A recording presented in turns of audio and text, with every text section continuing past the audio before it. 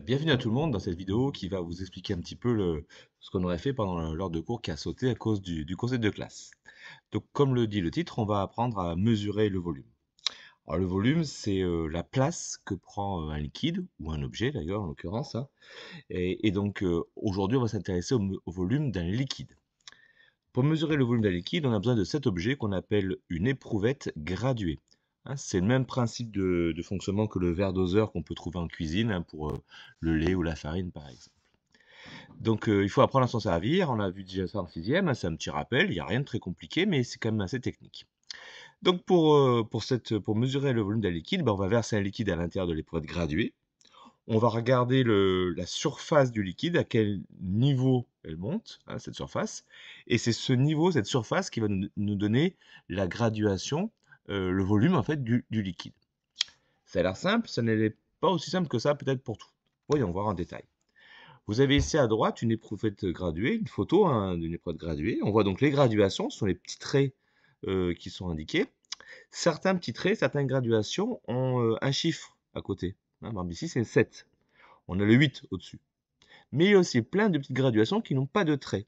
Donc quand la surface du liquide, ici c'est un liquide coloré un peu en rose, hein, qu'on voit, ne tombe pas sur un trait où il y a un chiffre, il faut qu'on trouve quel est ce chiffre. Et c'est donc là un petit peu que les problèmes commencent. Donc, ici, on va essayer de s'intéresser donc à la petite accolade, hein, qui est en noir, c'est-à-dire combien y a-t-il de volume entre deux petites graduations. On pourrait dire en français un peu moins joli, de combien en combien ça monte. Alors pour ça, on va se mettre sur la graduation 7 que l'on connaît et on va essayer de trouver on va dire de combien en combien ça monte, hein, pour arriver jusqu'à 8. On pourrait se dire que ça monte de 1 en 1 par exemple, ce serait simple. 7, donc qui est en bas, si on ajoute 1, ça fait 8, 9, 10, 11, 12, 13, 14, 15, 16, 17.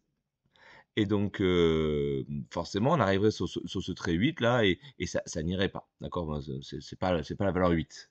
Donc ça monte pas de 1 en 1. En fait, ça monte moins vite. Ça monte de 0,1 en 0,1. Ajoutons 0,1 à partir de 7 à chaque petit trait.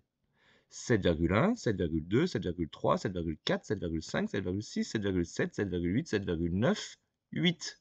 On tombe bien sur 8. Donc ici, entre chaque graduation, il y a 0,1 ml d'écart. Maintenant, pour trouver le volume du liquide. Alors, on voit que l'épaisseur du liquide, la surface, je veux dire, du liquide, est un peu épaisse et un peu courbée. On appelle cette forme de ménisque. Pour être juste, il faut mettre l'œil en face de ce ménisque, et c'est la partie basse qu'il faut regarder, le bas du ménisque. On voit le pointillé, hein, l'œil comme ça, il regarde le bas du ménisque. Et la graduation qui est donc ici, c'est 7,3. Donc le volume ici du liquide est de 7,3 ml. Attention, si on avait pris le haut du ménisque, on aurait trouvé 7,4. Hein, donc il faut vraiment faire attention à cette petite précision. Voilà, bon courage à tout le monde et puis à très bientôt. Au revoir.